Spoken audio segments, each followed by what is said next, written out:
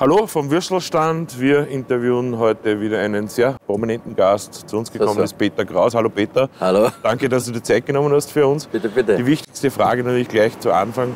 Was darf es denn zum Essen sein?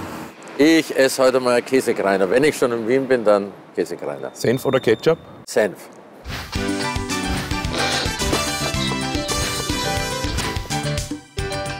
Peter, wenn man dir gegenübersteht, glaubt man, du bist gerade einmal 50 geworden. Stimmt. Laut Geschichtsbüchern nicht ganz. Wie machst du das? Ich bin total fasziniert. Ich weiß nicht. Viel auf der Bühne sein. Und um auf der Bühne Erfolg zu haben, muss ich ein bisschen fit sein, weil die Leute wollen das von mir. Mit dem Gesang alleine begnügen sie sich nicht. Die wollen, dass ich auch Hüftschwünge mache und ein bisschen auf der Bühne rumtobe. Da muss ich was dafür tun und ja. Dass du keine Ruhe geben kannst, sieht man auch. Du hast jetzt gerade eine mehrmonatige Abschiedstournee gemacht und jetzt gibt es schon die Zugabe davon. Ja. Eigentlich ohne Bühne geht es nicht bei dir. Na, was soll ich machen? Die war so ein Erfolg und die Wiederholung war auch ein Erfolg. Also man lässt mich nicht aufhören. Das ist das Problem. Aber das ist jetzt die letzte. Du hast, glaube ich, sehr viele Fans auch in Wien. Wien ist ja sicher. In Wien habe ich meine ganzen ersten Aufnahmen gemacht eigentlich.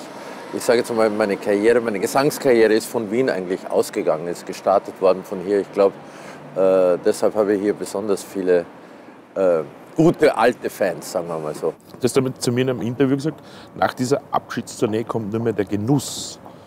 Was hast du da genau mit Genuss irgendwie gemeint? Was ist jetzt anders? Ich sehe eigentlich, es wird bestimmt sehr schwer sein, aufzuhören und nicht mehr auf der Bühne zu sein, aber ich glaube, es wird auch sehr schön sein, einmal das, was man sich erarbeitet hat, sage ich mal. Also mein Zuhause, meine Familie, meine Oldtimer, meine Hobbys, das einmal richtig zu genießen und richtig darin zu baden. Weingut, zu dem kommen wir dann später Weingut noch. auch, ja. Weingut. Ich meine, ich habe genug zu tun, wenn ich nichts mehr zu tun habe. Woher nimmst du eigentlich, außer von der Käsekreiner, die Kraft für deine energiegeladenen Auftritte? Ich lebe eigentlich ziemlich gesund. Aber gesund in dem Sinn, dass ich also alles esse, aber eben Dinge, die man nicht essen sollte, etwas zurückhaltender, sagen wir mal so.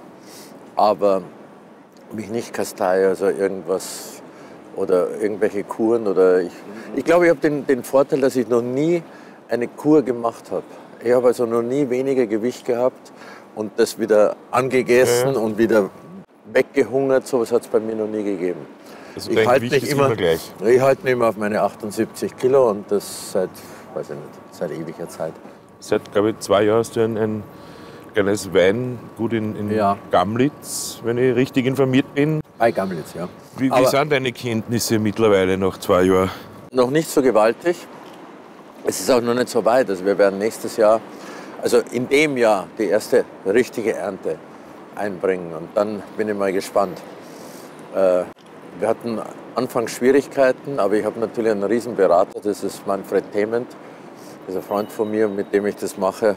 Und der wird mich schon auf den richtigen Weg weisen. Es ist auf alle Fälle, ich muss immer was zu tun haben. Und das ist der Hauptpunkt. Sondern einen eigenen Wein, der einen Namen trägt, oder wie ist das? Das werden wir wahrscheinlich machen, ja. Also das sieht so aus, dass wir dann den Namen... Gelber Muscatella, stimmt das? Gelber Muscatella, ja. Weil du den auch selber so gern trinkst? Ich trinke den sehr gerne, obwohl ich eigentlich Rotweintrinker bin, aber was nützt? Jetzt sind wir nun mal in Gamlitz und das ist ein Weißweingebiet. Eben, ja. Das macht nichts, man kann sich schnell umstellen. Gerade beim Weintrinken ist mir das nicht so schwierig. Deine Anfänge als Schauspieler waren ja in Erich Kästners Fliegenden Klassenzimmer, was ich so gelesen habe. Ja. Wie warst du als Schüler? Als Schüler? Naja, ich war auf alle Fälle der Lustigste in der Klasse. Und ich glaube, deshalb hat es mir auch Spaß gemacht. Ich bin gerne in die Schule gegangen und bin auch ziemlich gut durchgekommen, glaube ich, bis auf einmal. Bin sitzen geblieben, aber was trotzdem gut war, weil ich war, glaube ich, in 7 Schulen. Oh. Dadurch, dass ich bin in Oberndorf zuerst, dann in Salzburg, dann war ich in Wien allein, dann war ich im Internat am Laherberg und war im 2. Bezirk. Dann sind wir nach München gegangen, dann ist mein Vater 3-mal umgezogen, dann war ich in Pasing in der Schule. Also, dann war ich wieder in einem Internat in Deutschland. Also, na, reden wir nicht mehr davon. Und dann kam der Film und Alles andere ist Geschichte. alles andere ist Geschichte. Auch du hast uns ein Foto vorab geschickt. Es ist eigentlich ein Traum, das Bild. Das ist Kannst lustig, du uns oder? mal sagen, was das ist, ist eine- beziehungsweise wann das war?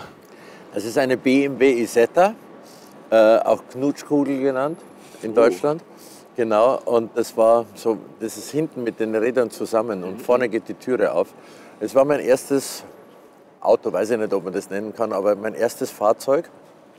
Und das habe ich mir mehr oder weniger von der Gage, von den Filmen, die ich zuvor gemacht habe, und dann die Androhung, dass ich meinen Eltern gesagt habe, ich kaufe mit dem Geld ein Motorrad. Ah, okay. Mehr habe ich nicht.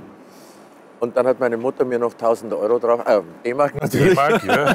D-Mark draufgelegt und ich konnte mir dieses Ding gebraucht kaufen und das mit 16 Jahren. Weil ich durfte den Führerschein machen mit 16 Jahren. Ich habe einen Führerschein, da steht drin, beschränkt auf berufsnotwendige Fahrten mit dem Fahrzeugtyp BMW Isetta. Weil ich gesagt habe, ich muss so Film aufnehmen, ich bin dauernd unterwegs, ich bin schon im Business. Und dann habe ich den Führerschein bekommen, war natürlich sehr stolz. Mit 16 und ein paar Monate hatte ich also schon... Wie lange ist dieses Fahrzeug dann in Verwendung gewesen? Nicht lang, weil ich habe mir dann einen MG gekauft. Okay. Aber ein Dreivierteljahr war es Ja. in meinem Besitz, ja. Bitte sag danke, dass du Zeit genommen hast fürs Interview. Viel Erfolg für die Zugabe der Abschiedstournee Ja, danke. und hoffentlich bis bald einmal. Schauen wir. Ciao. Das war's vom Würstelstand. Wir freuen uns auf die nächste Sendung.